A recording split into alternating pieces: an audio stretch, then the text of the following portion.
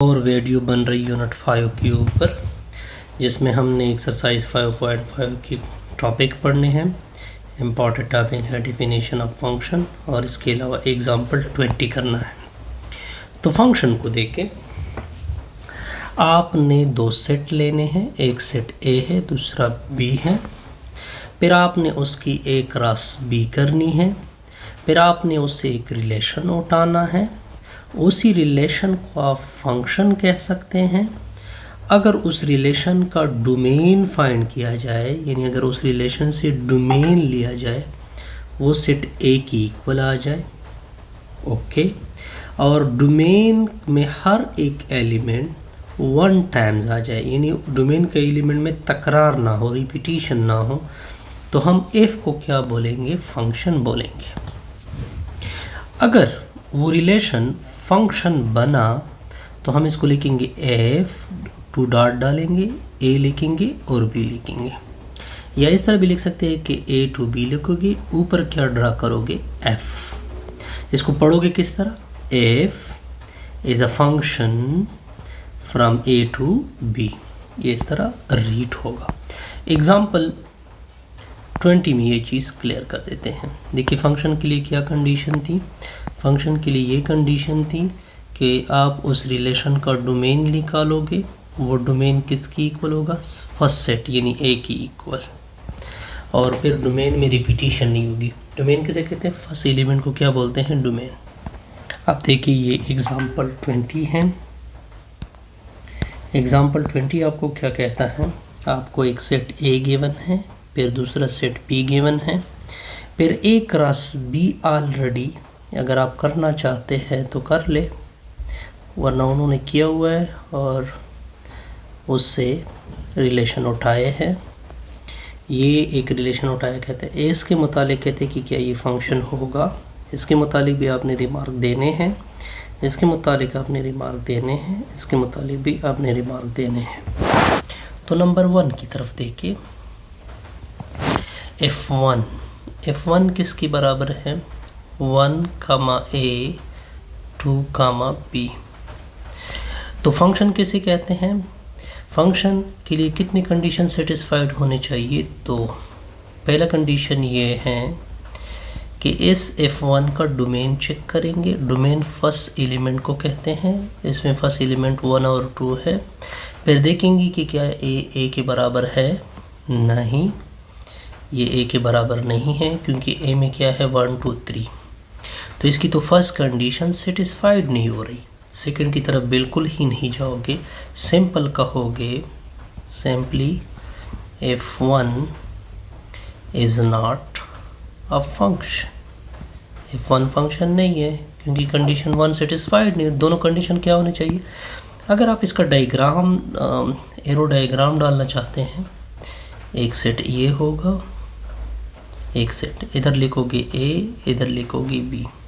ए में क्या एलिमेंट थी? 1, 2, 3। बी में क्या एलिमेंट थी? ए, बी, सी और क्या था? टी। अगर आप इस रिलेशन को देखें, 1 किसके साथ लिंक में है? ए के साथ।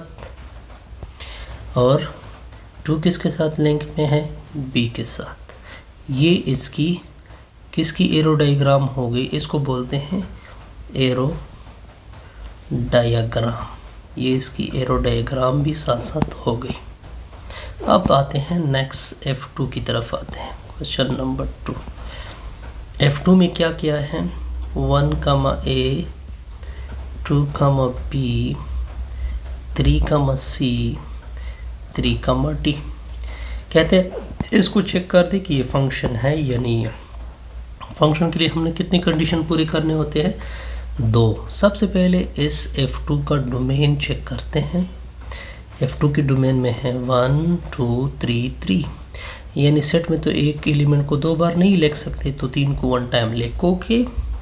कंडीशन 1 क्या हो गई? सेटिस्फाइड। मैं कहता हूँ कंडीशन 2 सेटिस्फाइड नहीं हो रही, क्योंकि इसका डोमेन रिपीटेड है। और हमने क्या कहा कि डोमेन में क्या नहीं आना चाहिए? रिपीटिशन। रिपीटिशन का मतलब होता है कि एक एलिमेंट 1 टाइम्स आना चाहिए। अगर आप 3 को देखें, डोमेन ये फर्स्ट एलिमेंट आ गया, ये कितने टाइम्स आ चुका है डोमेन में? 2 टाइम्स। तो इस वजह से F2 में सेकंड कंडीशन सेटिस्फाइड नहीं हो रही, फर्स्ट सेटिस्फाइड हो रही है, इस वजह से from F2 from A to B is not a function. ये भी ओके हो गया जी।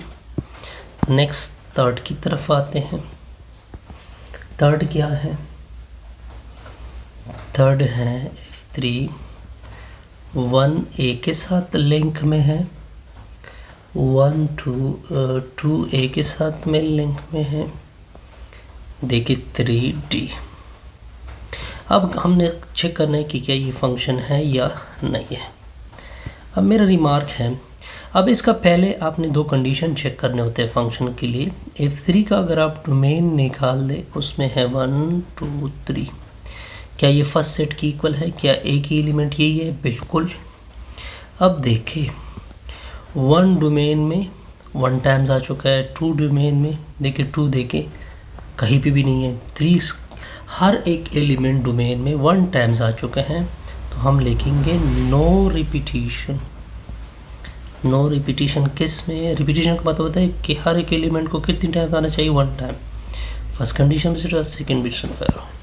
अब हम लिख सकते हैं हैंस F3 फ्रॉम A to B क्या बनेगा? Is a function. ये फंक्शन बन सकता है। अब आते हैं फोर्थ की तरफ। इसका एरो डायग्राम अब अगर आप डालना चाहे, इसका एरो डायग्राम हमने नहीं डाला, इसका डाल सकते हैं।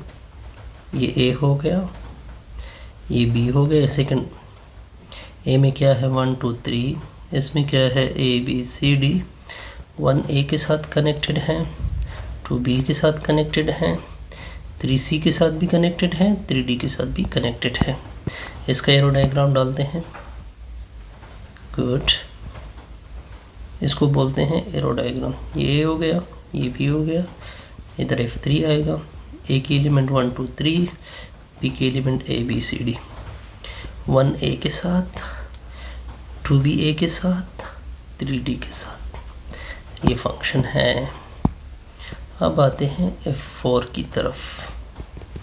F4 क्या है? 1 A, 2 A, 3 D। अब इसके मुतालिक हमने रिमार्क देना है। कितनी कंडीशन फंक्शन के लिए होती हैं? 2। तो F4 का डोमेन निकालोगे 1 2 3, तो ये सेट A की इक्वल है। सेकेंड कंडीशन, 1 डोमेन में 1 टाइम आ चुका है, 2 भी 1 टाइम आ चुका है, 3 भी 1 टाइम आ चुका है। इसको बोलते हैं नो रिपीटिशन। नो रिपीटिशन इन डोमेन। डोमेन में रिपीटिशन नहीं है। फर्स्ट कंडीशन भी सेटिस्फाइड, सेकेंड भी। अब हम क्या लिखेंगे फिर इस तरह कि F4 from A to B क्या बनेगा? Is a function. फिर आप इस तरह रिप्रेजेंटेशन दोगे। ओके जी, बिल्कुल। अब हम इसका एरो डायग्राम करेंगे। ये A हो गया, ये B हो गया, इधर लिखोगे 1 2 3 4, सॉरी 3 तक हैं। इधर क्या है? A B C D। अब देखिए F4 किस तरह है?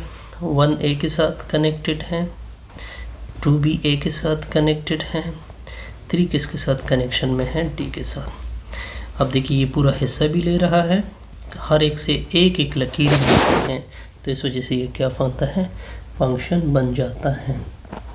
ओके, इससे हमारी ये वीडियो को